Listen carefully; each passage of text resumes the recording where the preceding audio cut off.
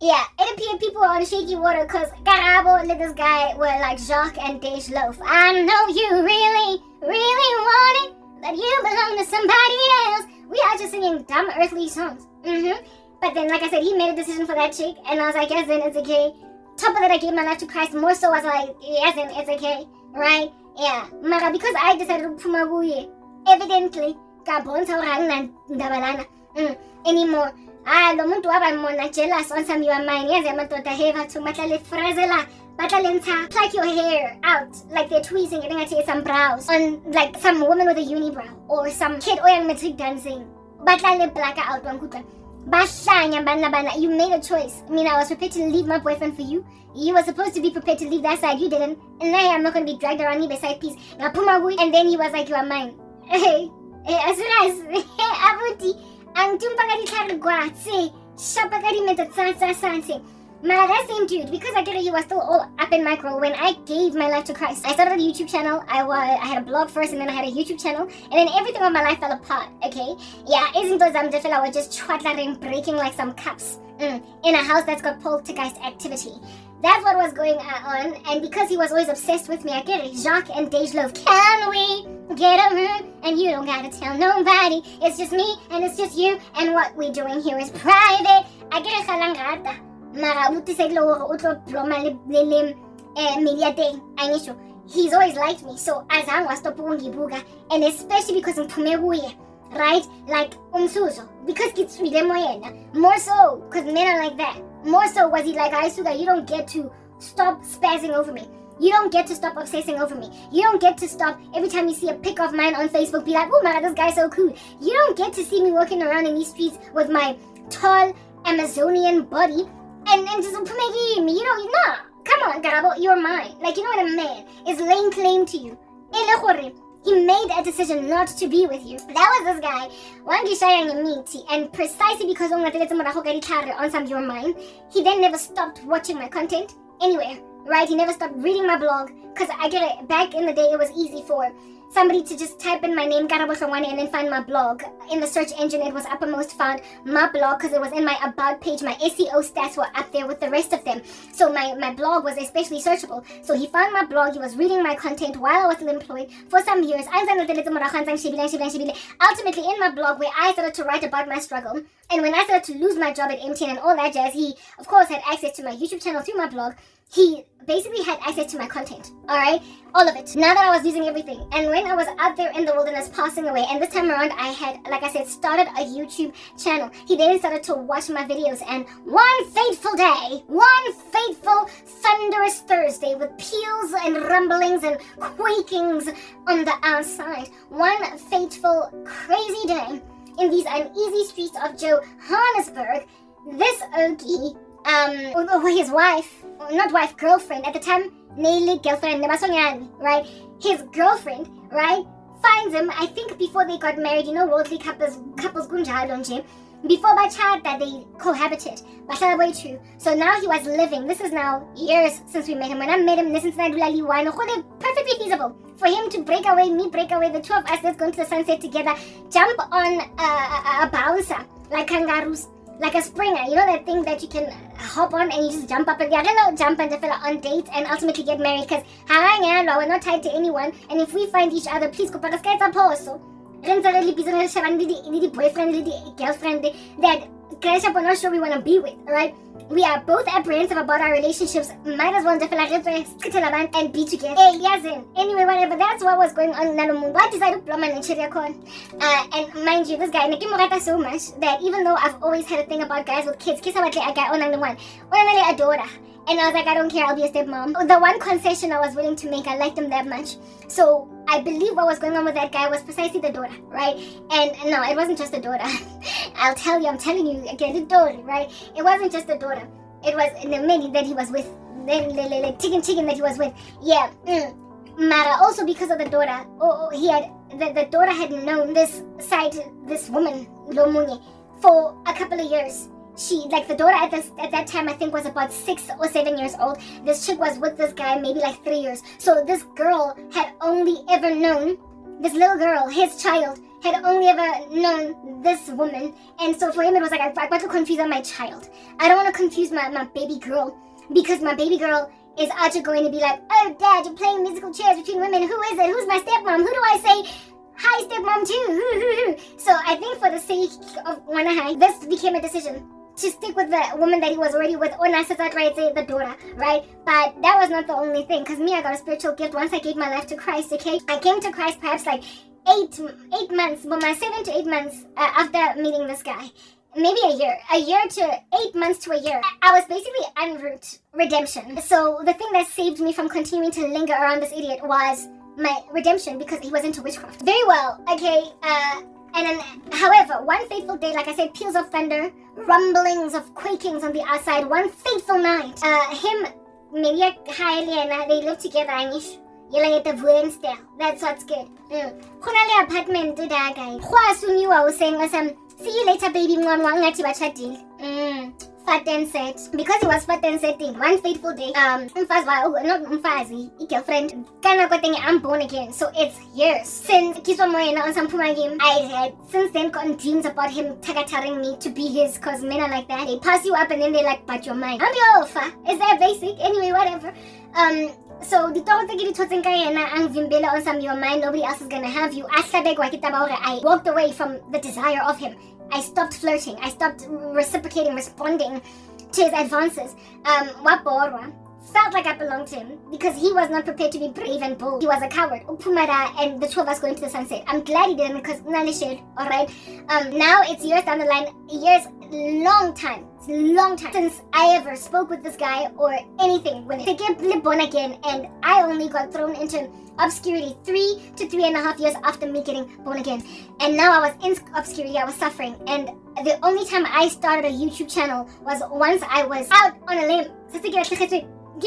Before I lost my job, the only place where I was doing gospel ministry was my blog where I was writing. Me being thrown in this situation caused me to start a YouTube channel. So basically, when he started watching my YouTube channel, I had already lost my job, I was already out on a limb, I was already suffocating. But this dude never stopped reading my blog. He never stopped checking up on what's going on with me. And when then you've got feelings for a woman and you decide you don't want to be with her, and she then also is like, I'm sorry, you're not going to use me, something to string me along. The best thing you can do for yourself as in daughter that makes sense is to let go, like just, let time heal you. You've made a choice. Yeah, all along. Okay, the only way that you're gonna get over Karabo, even though you liked her, you really liked her, is to stop looking at her stuff, stop reading her content, stop putting yourself in a position to be like, yo, but this is my kind of woman. This is what I've always, the thing that drew him to me and me to him. You're still laboring on it. You're still lingering on it. The thing causes in the first place. Mara, you decided not to be with her. You're still lingering on it. That's the kind of stuff that will make a man out to be slapping you with witchcraft on some even though he marries another woman. It's the kind of thing that will cause a man to linger on you. So I'm all eccentric and charming, very artsy fartsy, but so too is limit yako na make you artsy fartsy nae, right? Anyway, whatever. So artsy fartsy, I'm a lyrical beast. I consider get cars, alright? So I speak well, and not only that, I just there man, whatever. Electricity, just a lightning bolt just walking around, so like coursing through some bloodstreams like synapses between, neurons. Like that's who I be, electric. And if at all you like a woman for being electric, like I'm electric, honey, but you make a decision to be with another lightning bolt for the sake of being faithful and not frazzling the lightning bolt you decided to stay with, do not gaze upon another lightning strike, because then you're gonna be a duplicitous baboon that is uncertain for the life of you as to what to do, and you're going to ramp up in your heart feelings for another lightning bolt that you can't possibly be with, and then feel possessive over that lightning bolt. Herein lies a dude out there making like static electricity next to a lightning bolt. You're not gonna live. You're gonna, if you're a static electricity charge next to lightning strike, you're going to be drawn to all the atoms as hectic as a lightning and try to be part of them. You're gonna fall more in love, dog. It's literally that basic. Herein lies this bafunari. He's out here literally following me around. Cat, what do you want to do? Please, I can say what but you don't get to distract me. Make a decision. Lightning bolt, lightning strike, be like khata khata khat. So breaking up like things, causing some electric poles to fall on the ground. Yeah, this dude did that kind of lightning storm with me. Nakitsule moyena, however. Kimo aputseng kare ke jealous on a very hot day. Ngaphuma kuye lo muntu. Ngaphuma kuye. Dala crash at that stage had I phuma to kuye. Alright? Kodwa he was still following me around because he's always liked me. He allowed that to happen. He could have exercised self-control and stopped watching me because I was stumbling to him. If he was confused between two women, if he was a decent guy, upon choosing the other one, that would have healed his heart to something good. Because you can't have them all, right? You can't have them all. So, if you're confused between two women, the one that you choose, honor her by deliberately and intentionally putting to death random, strange, ogling, stalky activity pertaining to other women. Because then you're going to do a comparison side by side. Anyway, whatever. Herein lies this babunari of static electricity messing with a whole lightning strike. What about drawn? He got attached to my creativity, my writing, my poetry, in my blog, and he kept on reading these things. And then once everything fell apart for me, he followed my story from a distance, watched MTN ransack, ravazami, behead me, watched me basically as a result of all these sorrows then write my story and then commence a YouTube channel. Now with the YouTube channel, he's seeing my background, the home where I stay, my nuances, the thing that I was. Back then he was just reading my blog and being intrigued by it. Now he is seeing the woman that all along he'd been seeing, right? He met me in person and communicated with me, and now it's like he was in the same room with me. Waba obsessed, addicted with my struggle with MTN as I was reporting it on the daily. I'm now losing everything. I'm now falling apart, and he's following my story like an avid news reader. Do you understand? An avid news watcher. Like a person that's following a story in the media. Like he watched me like that. Tata ma popcorn, nama smarties, nama astros, ne juice, slash puppy, and just sat there drinking out of Les slash puppy while watching Imperium fall apart. Did he feel a sense of heartbreak with what was happening with my life? Listen, this guy was just captivated by the story. I don't know if he was sad for what was happening to me, but one thing that was certainly true is that the feelings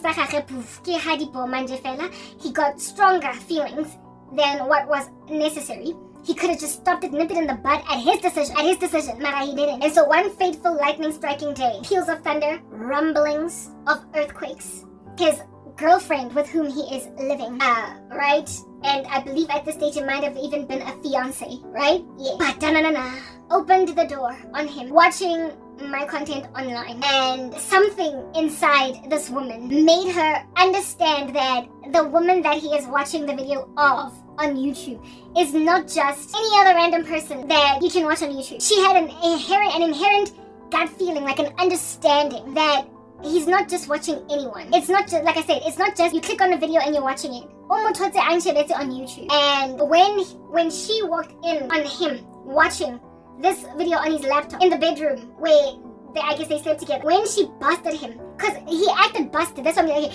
From what the Lord showed me, basically it was a dream where it is that, guys, I'm actually making a point.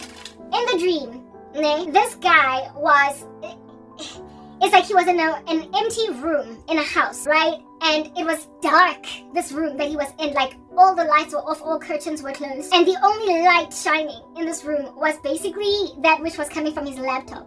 And it was beaming on his face. And he was sitting in a corner on the floor with his laptop on his lap, right? And then the woman that I know about, alright, the woman that he was with, opened the door.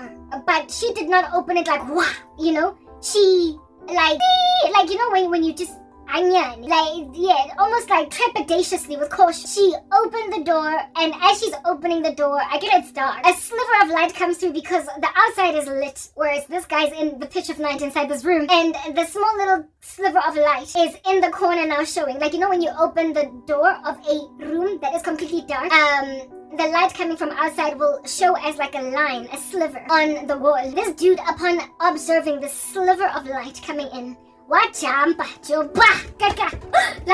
know the way that you would quickly jump to porn, the way that you would quickly jump to close pornography, the way that you would quickly jump to close pornography on your computer when somebody walks in, and evidence in the way that you are reacting that you've been busted, you've been caught. Like, you know when a person acts in a way so as to make it clear that like awesome, hey, yeah, what's up, huh? No, I'm good, I'm just finishing work. Anyway, let's go have lunch. He acted that way. He jumped. In my dream, this door was open. This woman did not swing it open. The sliver of light caused this guy to jump, close his laptop, and essentially you know, just kind of like act busted. He acted busted. Yeah, and that's the dream that I got. And when I woke up, I was like, what in the world, oh Lord? Are you showing me with that dream? And the Lord then started to unravel and unpack it to me to help me understand that he got busted watching your content. And I say busted because the way that he acted upon this woman walking into the room where he was watching your content on a laptop, it made her realize that she had just walked into him doing something that is unbecoming. Even though I wasn't exactly naked and doing pornographic stuff, he acted like he had been caught watching porn by a woman that he lives with. Yeah, he acted shady, but it was on YouTube that he was watching this content. It's not like he was on an email or a call that upon hanging up real quick because somebody walked into the room, then a person could be like, let me see your phone, let me see your phone. She could not be like, what are you doing? What are you watching? Because, I mean, it's YouTube. It's an online audiovisual library. You can like watch whoever you want on there. He was watching a video of mine on YouTube and reacted when his girlfriend walked into the bedroom while watching this like he just busted watching strange lewd content online. And this reaction caused her to be like, okay, my fiance or boyfriend at the time they were yet to be married, she was like, he is hung up on some woman that also has a YouTube channel. Like, she literally reached that conclusion. Yeah, she was groveling. This guy, and when you want love and when you feel like this is my man, especially considering I've been waiting for a minute for this guy to propose marriage, and finally I'm his fiance, we're living together, I'm not going to ruin it, and nobody is going to ruin it for me. And so this woman, I would then get a litany of dreams. As in, guys, I would then get a litany of dreams afterwards. After that dream where he done got caught watching me online, I then got a litany of dreams where lomfaz dona megang handle, guys, and mina mingahlaloganyi ukuthi nikenzeni girl, like come on. I can say, guys, I don't know how many men's girlfriends and wives, let me say girlfriends because it was before bachata, these women have put me far away. I'm sorry, I need to blow my nose. Guys, I've gotten buried me. If you have to hide another woman from your man's eyes, honey, that is not your husband. Like, because uzohlala ufihla abafazi. Mikoti. Letlo nenze le pata bo tsheri ba sa tsebe gore dintshangwe tsala. Mikoti. Hey. Niyaziphonza ingathi ningama netball balls to each other. Futhi on top of that nge foot fault. Nyazipon emadodeni azoni drop up on the floor like a ball. Hey! Lolemal. If anything, as we speak, we are just scraping. You know that dried up coagulated blood that you just can't let go of until we scratch because you've got a habit. Like I've got a habit of scratching my acne wound here to a point where I fall in fall. Like you can see, Lana, yeah, you keep on like doing that to yourselves. I'm just saying, like when you throw yourself to Indota that you have to go your land. Some unsuspecting woman in the office that he's out here ogling and salivating. How you put yourselves in a marriage with Indota that's going to ugumesa when you are thrown to him like a ball and drop it on the floor. And however, if he does catch you, shapa foot fall to so disqualified anyway.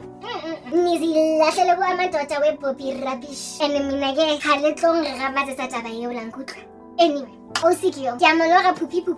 Get him more, Keep on busihu, a REM sleep, rapid eye movement. Here, left, air battle. Yaguloga Osikir, my Osan and a hand baby. Literally, it's not like one of those like my ex-boyfriend, sorry.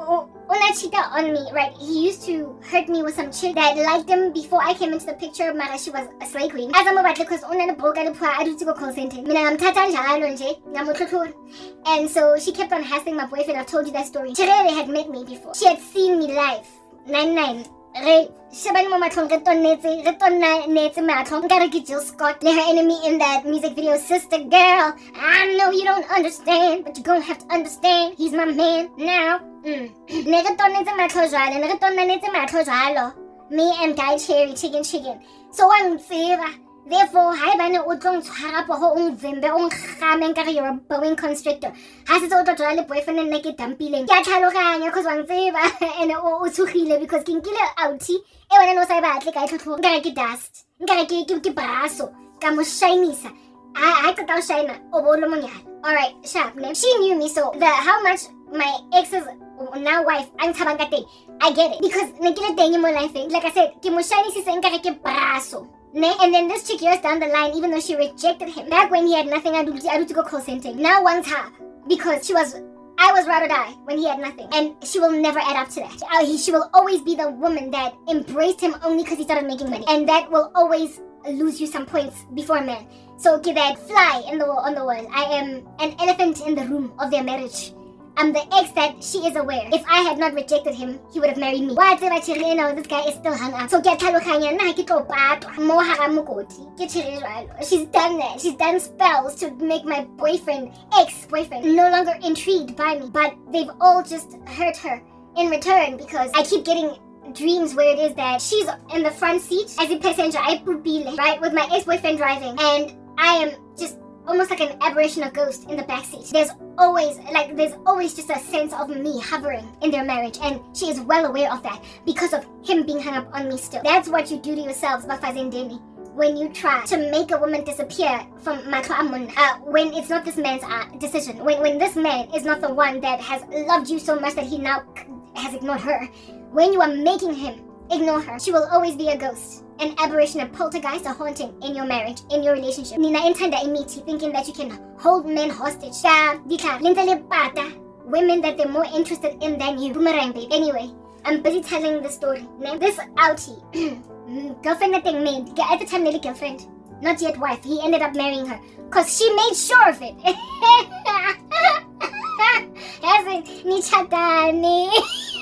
And your kids are one day gonna hate you.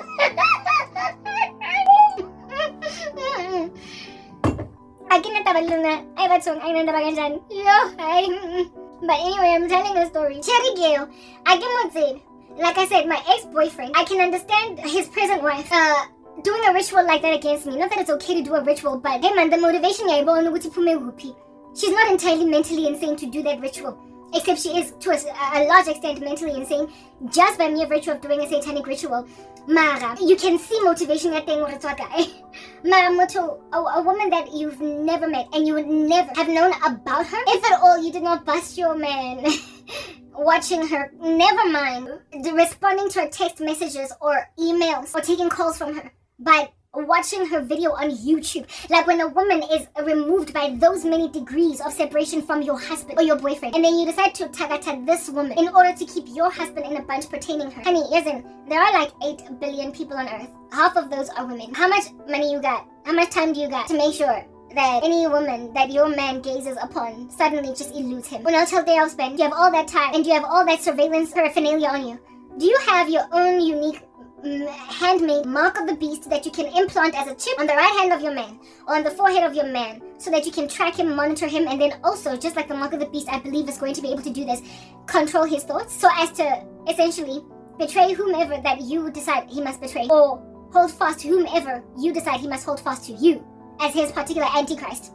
Because the mark of the beast is going to cause people to betray family members and hand them over to be killed, and then plead allegiance to the Antichrist. So do you have technology like you are Elon Musk's Neuralink to actually be planting some kind of a strange computer virus inside a person's body and make yourself an internet of bodies, and so therefore make your husband an internet of bodies and make your husband therefore the puppet on a string that's going to adore you like fascinatingly and longingly and lovingly for the rest of your days, with him looking at no other woman, because proper, that's what the Antichrist is going to achieve. Do you have that kind of technology? If you don't, and on that day you're a counterfeit Antichrist, and you're going to go to hell, unnecessarily having not even been the real Antichrist, for trying to achieve an Antichrist strategy against somebody that, since you're not the real Antichrist, you're not going to truly succeed to change his thoughts, and you're not therefore also going to truly succeed to make him have unfettered affections for you, no matter what you do, no matter what you say, no matter how tyrannical you are.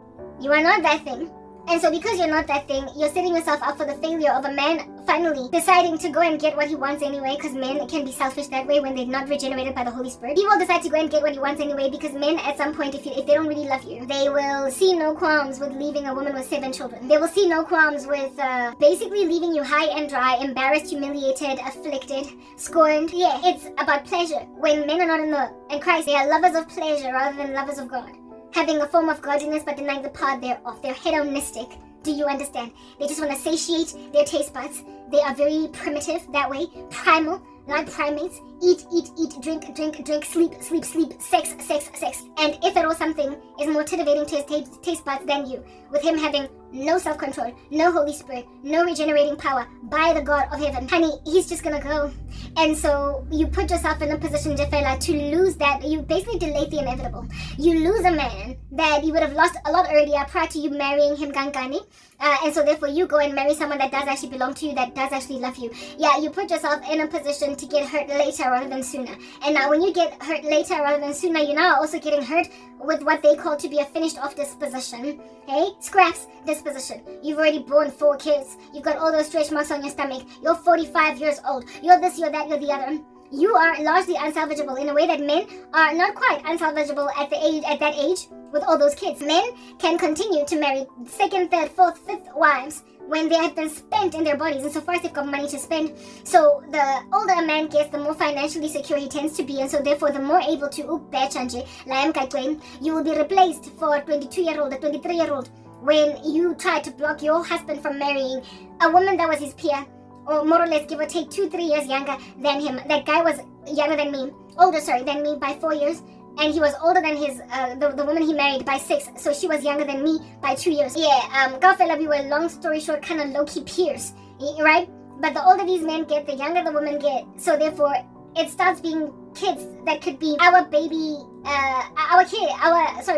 it starts being kids that when we were in high school, they was just starting primary, or they are young enough to be our own children, or they are so young that, frankly, it's just an abomination and an embarrassment that Indoteyako has left you for the Itini Bopa type establishment thing. And so it hurts a lot more, right? When your boyfriend is actually cheating on you with somebody that's your age or only younger than you by 2-3 years, the only thing that's slapping you right now is, one, does he think she's prettier? What? Does he think she's prettier? Does he think that she's... What is it about her? What is it about her that I don't have? That's the lament of a 25-year-old woman crying about her boyfriend cheating on her with a 24-year-old woman, or another 25-year-old, or a 27-year-old. What is it about her?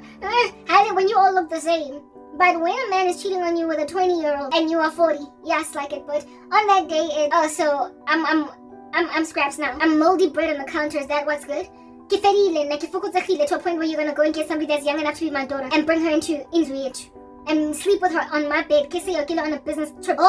And the level of insecurity that then dwells inside women as a result of being cheated on with much younger women slays. It literally slays that which could be the level of insecurity that can ever come in a younger woman dealing with a man cheating with yet another younger woman. Yet another young woman. Do you understand what I'm saying? You bounce back a lot easier when you're younger than when you're older. And so this chick put herself in a position to essentially deal with her husband ultimately tarrying on her. Now that he's a husband and no longer just a boyfriend. Tarrying on her. Like departing from that random gangster situation. For a woman that is now, Gaufela, we are like headed for our 40s, are in our 40s. Like I'm 40 on the dot, so this chick now today is 38. Do you understand? Yeah, she's soon going to be 40. And our man, she's dealing with Indota and Jeffrey that's going to be lambasting her with a 26-year-old. Honey, he was going to do that, inevitably. Because you literally made sure that he's not with the woman he wants the most. So he will be at some point uncomfortable with you, disquieted with you, enough for him to finally leave.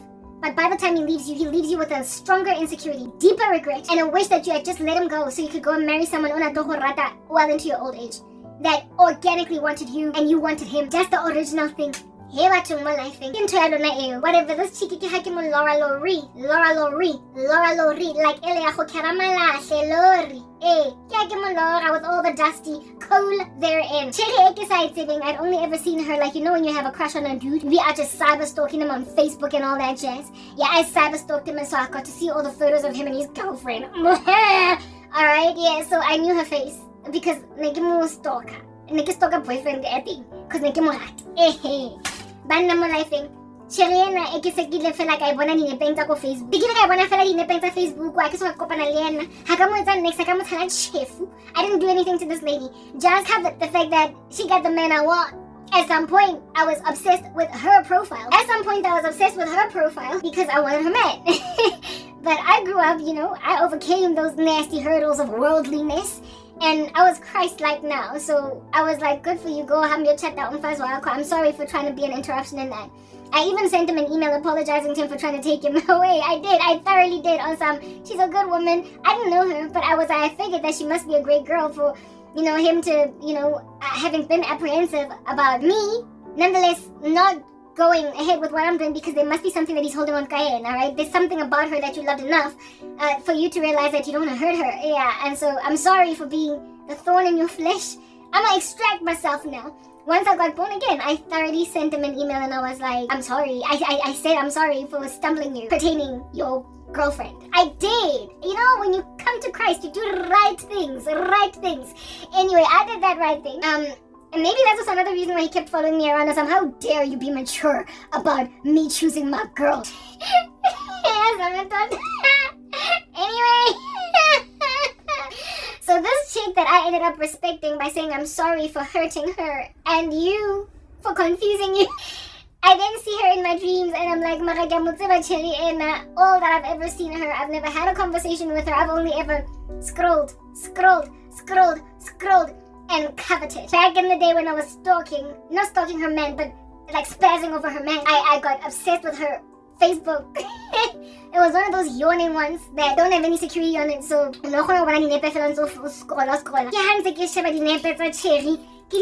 point where if I saw her in public, I can recognize. Especially now that I see you in person.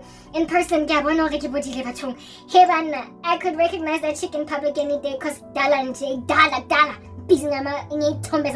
Facebook. Kitty compare. Who's Prince here? Who's this? Who's there? Oh, Karabo hobola. Tabang hobola. Balecha. So of course, if I can recognize this woman in public, because I at some point was cyber stalking, of course, I will recognize her in my dream. Oh, see how I audition for bioscope guys. Night after next after, like I said, so in REM sleep. No. We'll see.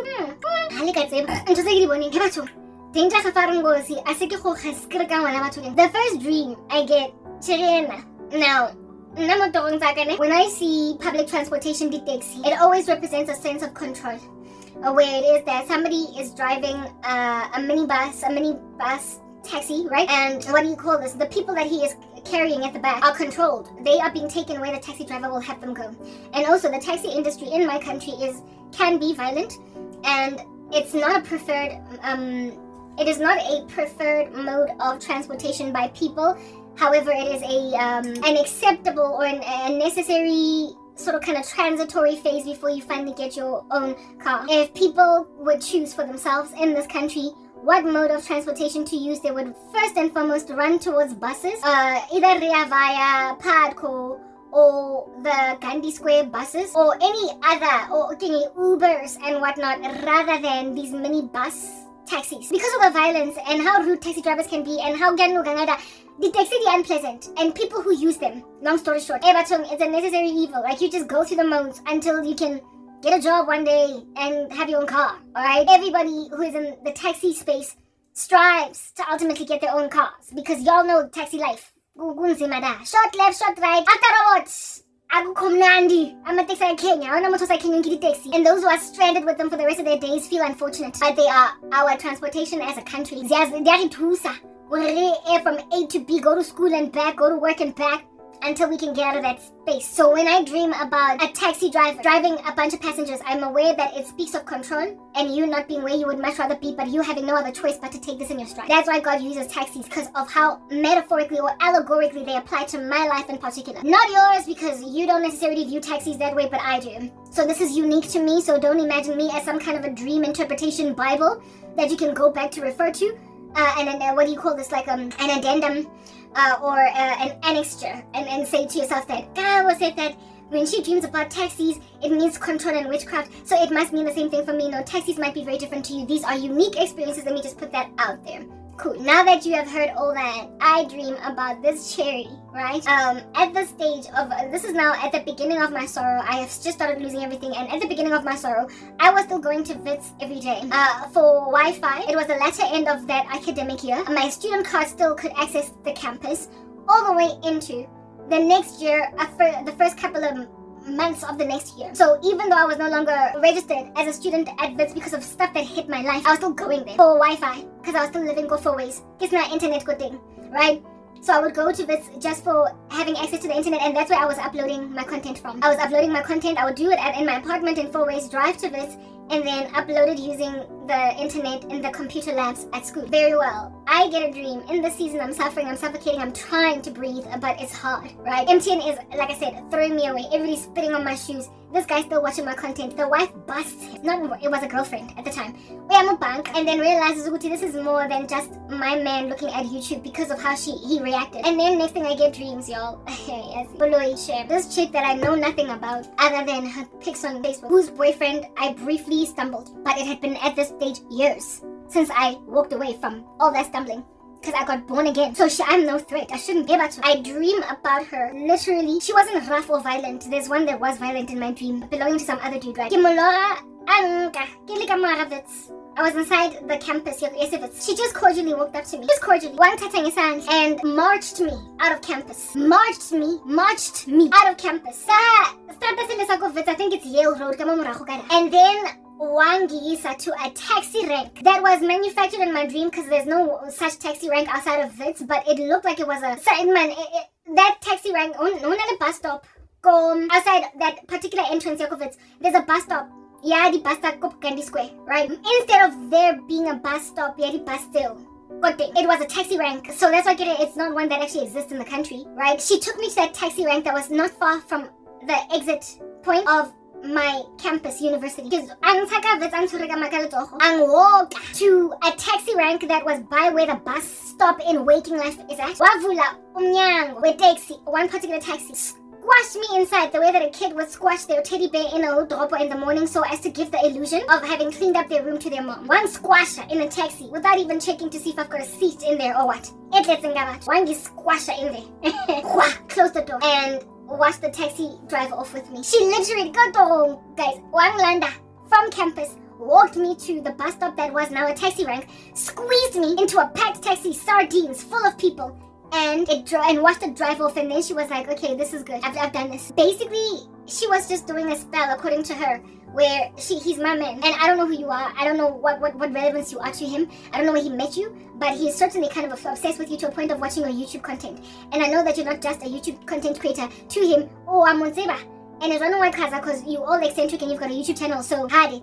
I don't know who you are, but I'm gonna go to a sangoma and I'm going to tell that sangoma I is somewhere other than where it is that my man can see her. Now, this was the place where I was uploading content. Do you understand what I'm saying? An environment where I would go, upon uploading myself online, her man would then click on every video that I would post and watch. And she took me out from that campus and put me in a taxi and said, "Go anywhere but anywhere where you can stand in front of my man and flash your body there. Flash your whole demeanor." This chick was basically saying, "My man will never watch any of your videos ever again. You woman, my man wants you." I'm not gonna be mean. I'm just saying, get out from in front of my man's eyes. And the only way that I could ever get out from away from her man's eyes was if I had nowhere to basically flaunt myself in front of him. YouTube. That chick came at my visibility online.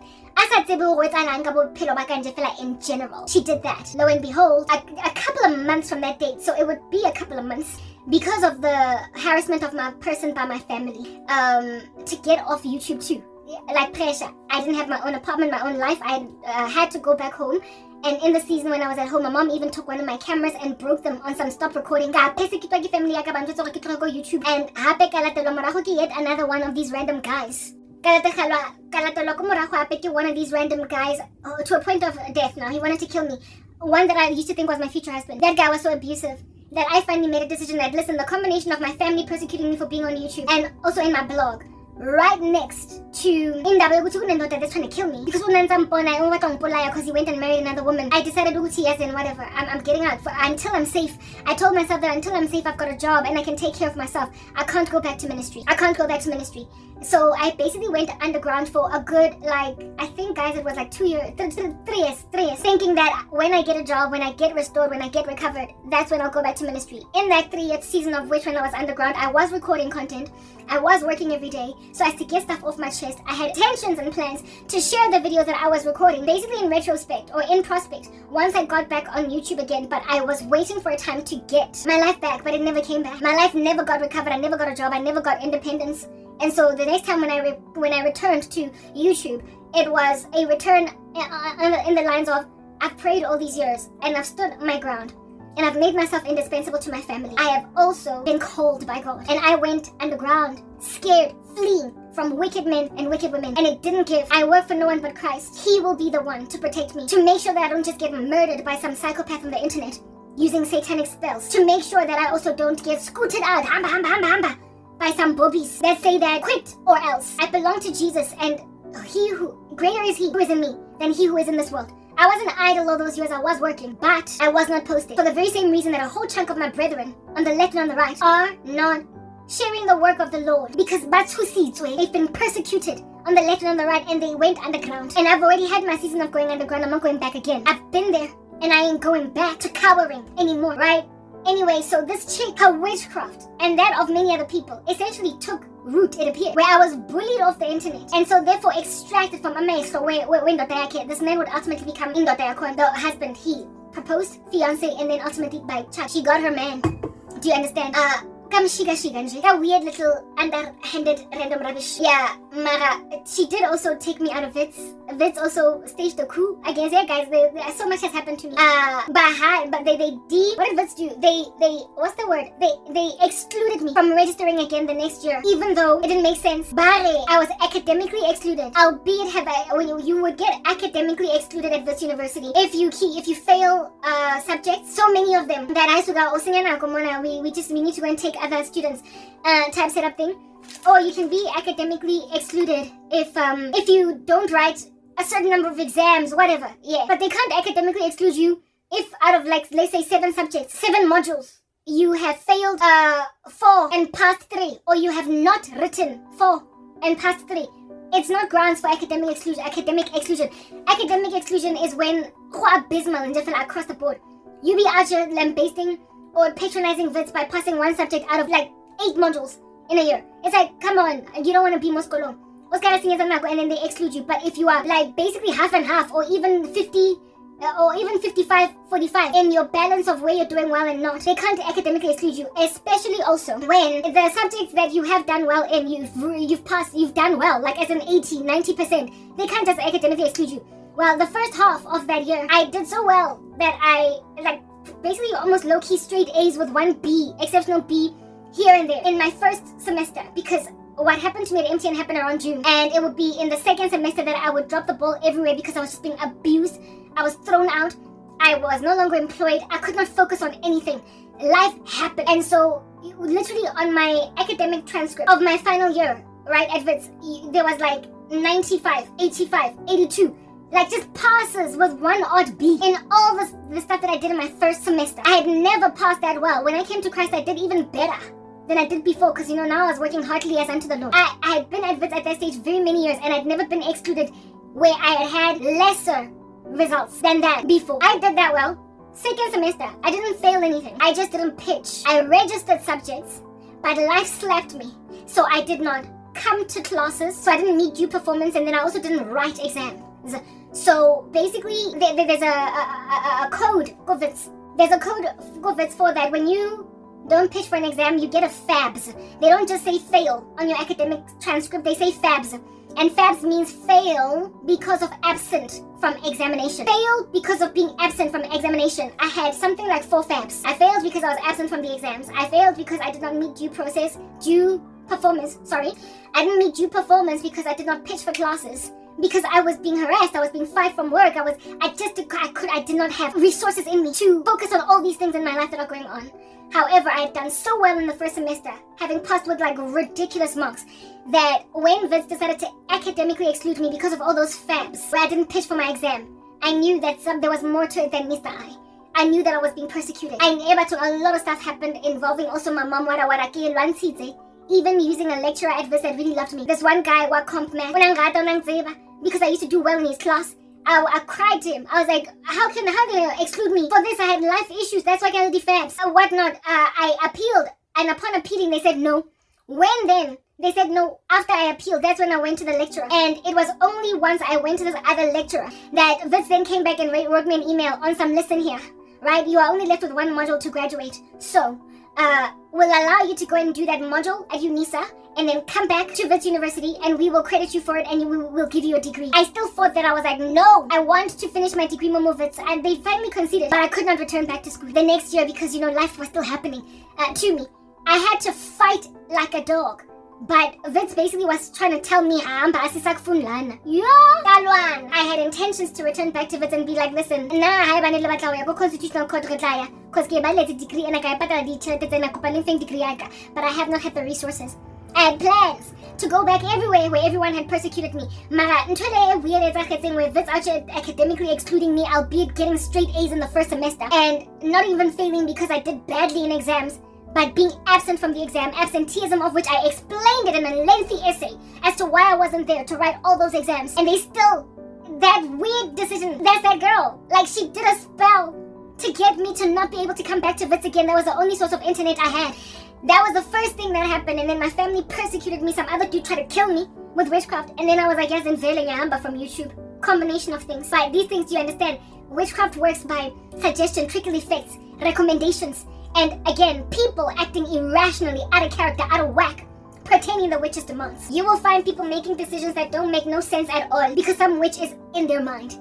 Go Wits, I got excluded until I appealed. Kabekaba Blue Bangfa back my status over there, and my family, of course, harassed me. My family. And so her husband, who would then become her boyfriend, who would then become her husband, Lady Chica, finally she succeeded to make me walk away from Piramatlaha. She did. It would take, how long did it take? Perhaps like a year, maybe a year and a half for me to finally go underground. Because in the beginning I tried to fight, but it's like I was just kicking like into thin air, right? Finally I disappeared. And these people got married. This chick and her man, they got married maybe 2 years after me losing everything. So I lost everything in 2014. Maybe they got married 2016. So after I officially disappeared from the internet, about 6 months later, they finally tied the knot. Yes, and guys, Mafazi, I need the bathroom. We're gonna come back and continue to talk about this. Like, lasagna. Finally, he married a woman because the one that he was staring at, finally, finally, finally, she set like the sun. What?